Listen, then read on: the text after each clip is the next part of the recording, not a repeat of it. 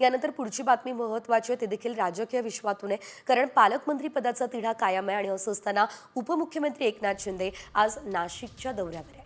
नाशिकमध्ये एकनाथ शिंदेंची मतदार आभार सभा होणार आहे. यावेळेस काही माजी नगरसेवकांचा पक्षप्रवेश सुद्धा होणार असल्याचं बघायला मिळत आहे. दरम्यान मुख्यमंत्री देवेंद्र फडणवीसांच्या कुंभमेळा या बैठकीपाठोपाठ एकनाथ शिंदे देखील आढावा बैठक घेणार आहे. नाशिक शहरात येण्याआधी त्र्यंबकेश्वर तालुक्यातील जिल्हा परिषद शाळेच्या इमारतीचा शिंदे यांच्या हस्ते लोकार्पण सुद्धा करण्यात येणार आहे. एकंदरीत आपण पाहतोय विधानसभा विजयानंतर ही भेट अतिशय महत्त्वाची असणार आहे, हे दौरे महत्त्वाचे असणार आहे. यानंतर पुढची बातमी महत्त्वाची आहे, ते देखील राजकीय विश्वातून आहे. कारण पालकमंत्री पदाचा तिढा कायम आहे आणि असं असताना उपमुख्यमंत्री एकनाथ शिंदे आज नाशिकच्या दौऱ्यावर आहे. नाशिकमध्ये एकनाथ शिंदेंची मतदार आभार सभा होणार आहे. यावेळेस काही माजी नगरसेवकांचा पक्षप्रवेश सुद्धा होणार असल्याचं बघायला मिळत आहे.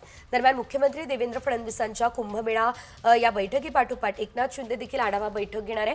नाशिक शहरात येण्याआधी त्र्यंबकेश्वर तालुक्यातील जिल्हा परिषद शाळेच्या इमारतीचा शिंदे यांच्या हस्ते लोकार्पण सुद्धा करण्यात येणार आहे. एकंदरीत आपण पाहतोय विधानसभा विजयानंतर ही भेट अतिशय महत्त्वाची असणार आहे, हे दौरे महत्त्वाचे असणार आहे.